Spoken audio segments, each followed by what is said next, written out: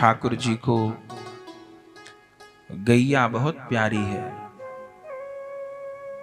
इसलिए प्रभु के नित्य धाम का नाम ही गोलोक है। नहीं तो कृष्ण लोक होना चाहिए था, श्री राधा लोक होना चाहिए था, पर नहीं, गोलोक है। क्योंकि गो से ही गोलोक प्रकट हुए हैं। गो माता का आविर्भाव स्वयं प्रभु से हुआ है। गो माता सर्वदेवमयी है। गो महिमा में हम इन सब विषयों को श्रवण करते हैं। स्वयं भगवान से ही गो माता का आविर्भाव है और गो माता से फिर गोलोक प्रकट है। सब देवताओं ने आकर के गो माता में निवास किया है। शास्त्रों में वर्णन है कि गो माता के किस किस अंग में किस किस देवता का निवास है। चरणों में कौन, खुरों में कौन, सींग में कौन, कंठ में कौन, उदर में कौन, पूरा विश्लेषण है। स्वयं नारायण ही जब गो माता में विराजते हों, सब देवता गो माता में निवास करते हैं। पुराणों में ऐसी कथा है कि सब देवता पधारे, पर लक्ष्मी जी और गणेश जी और गंगा जी भी नहीं आए। कि सब देवता भले गो माता में निवास कर रहे हों, पर गंगा जी का कहना था मेरे पास तो सबको आना ही पड़ेगा। गणेश जी का भी कहना था कि मैं तो विघ्न हरता हूं, मंगल करता हूं, मेरी अग्र पूजा है, मेरे पास भी आना पड़ेगा। लक्ष्मी जी का मानना था कि मेरे बिना तो कुछ होगा ही नहीं, गौ पूजा गौ सेवा भी नहीं होगी, तो मेरे पास सबको आना पड़ेगा। तो नहीं गए और सब लोग खाली हो गए। वैकुंठ, शिवलोक, साकेत लोक, गोलोक सब खाली हो गया। तब आखिर में गणेश जी, लक्ष्मी जी और गंगादि पवित्र नदियां आकर के उपस्थित हुई। भगवान से निवेदन किया कि महाराज कोई देव बचे नहीं, सब कहां गए। भगवान ने कहा सबने गोमाता में स्थान पाया है, गोमाता में निवास है सबका। अब हम कहाँ रहे। बोले आपने तो बहुत देर कर दी अपने अभिमान के कारण। अब गोमाता का एक रोम भी खाली नहीं है जहां किसी देवता को निवास कराया जा सके। एक रोम भी खाली नहीं बचा। अरे कोई स्थान तो होगा, हम तो विशेष जन हैं, तो विशेष जन के लिए विशेष व्यवस्था होती है। भगवान ने कहा समय से आए विशेष लोग तब व्यवस्था होती है। लेकिन अब तो बहुत देर कर दी आने में, अब व्यवस्था नहीं बनेगी। बोले नहीं प्रभु कुछ करिए। भगवान ने कहा कि गोमाता को ही प्रार्थना करो।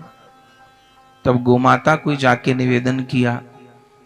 गोमाता ने कहा कि प्रभु की आज्ञा से ही प्रत्येक अंग में देवताओं का निवास हुआ है, अब कौन स्थान प्रदान करूं। ये सब व्यवस्था तो प्रभु की बनाई हुई है, कुछ तो होगा, कुछ तो होगा, कुछ तो होगा। तब आखिर में प्रभु ने कहा कुछ नहीं बचा, अब दो चीज बची हैं, गैया का गोबर और गैया का मूत्र, ये दो चीज बची हैं। तब गणेश जी ने कहा मैं गैया के गोबर में निवास करूंगा। और गंगादि नदियों ने लक्ष्मी जी के साथ कहा हम गौमूत्र में निवास करेंगी। इसलिए गैया के उत्पाद में सुन के शायद किसी को समझ नहीं आए, हम तो गोबर का अर्थ केवल गोबर ही समझते हैं, वो भी ठीक है, पर वर कहते हैं संस्कृत में श्रेष्ठ को। तो गोबर का अर्थात कि गैया का सबसे श्रेष्ठ उत्पाद क्या है, गैया से उत्पन्न होने वाली सबसे श्रेष्ठ चीज क्या है, तो वो गोबर है। इसलिए गोवर्धन है। कितनी जगह तो गोवर्धन पूजा वाले दिन जिनके घर गैया हो वो लोग गोबर नहीं देते अपना,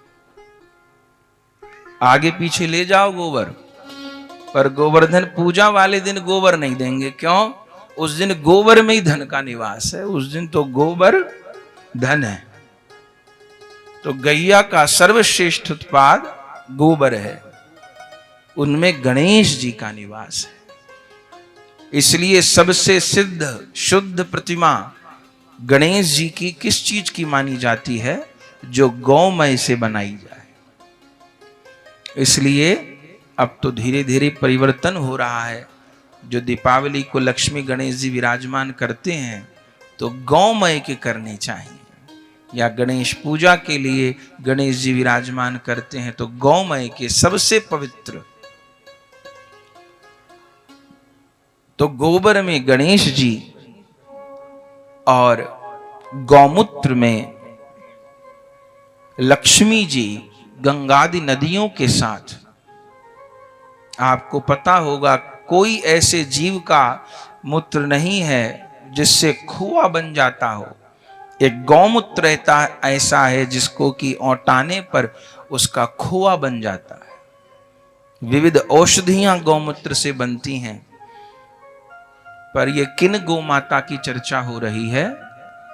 ये भारतीय वेद लक्षणा गोमाता की चर्चा हो रही है। आज तो दुर्भाग्य है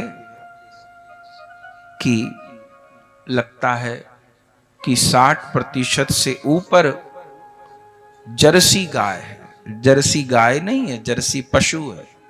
उनसे अच्छा भैंस का दूध है। विदेशी सांड से संक्रमण करवा के जो नस्ल बिगाड़ी गई भारतीय गौवंश की, उसको जर्सी कहते। वो किसी काम की नहीं।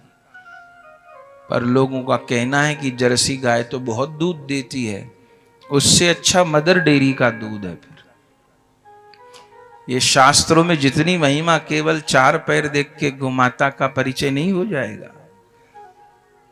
उनका जो कंधा है वो ऊंचा होगा, देसी गोमाय माता का। गाय का जो नीचे का झब्बा होगा वो बिल्कुल बहुत लंबा होगा। बड़े बड़े सींग होंगे, पूंछ जमीन से छूती होगी, पूंछ पलट के पूरा ऊपर आ जाएगी मूर्छल की तरह। अनेक लक्षण होते हैं। फिर देसी गैया में भी आजकल तो कितना मिक्स आती है। डॉक्टर लोग बताएंगे कि 60% देशी है और 40% विदेशी है। ये सब देश में षड्यंत्र हुए जिनको सनातनी विधा को बिगाड़ना था। तो भारतीय वेद लक्षणा जो गोमाता है, ये उनकी चर्चा है।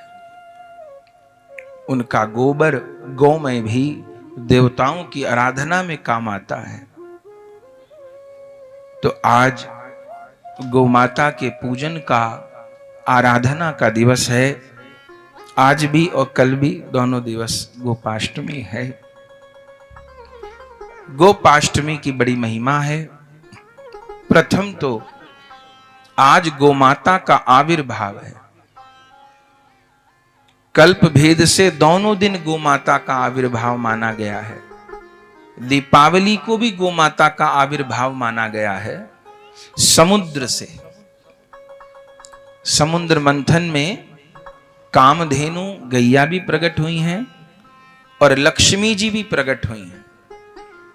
प्रातः काल गोमाता आविर्भूत हुई हैं समुद्र से, कामधेनु गैया। और संध्या समय जिस दिन दीपावली पूजन होता है, महालक्ष्मी जी का आविर्भाव हुआ है। कल्प भेद से अनेक तिथियां हैं। शरद पूर्णिमा भी लक्ष्मी जी के आविर्भाव की तिथि है। और आज गोपा अष्टमी को मूल रूप से गोमाता का आविर्भाव है। स्वयं भगवान से गोमाता का प्रकाश हुआ है। और आज की तिथि की महिमा यह है कि ठाकुर जी आज गौचारण के लिए पधारे हैं।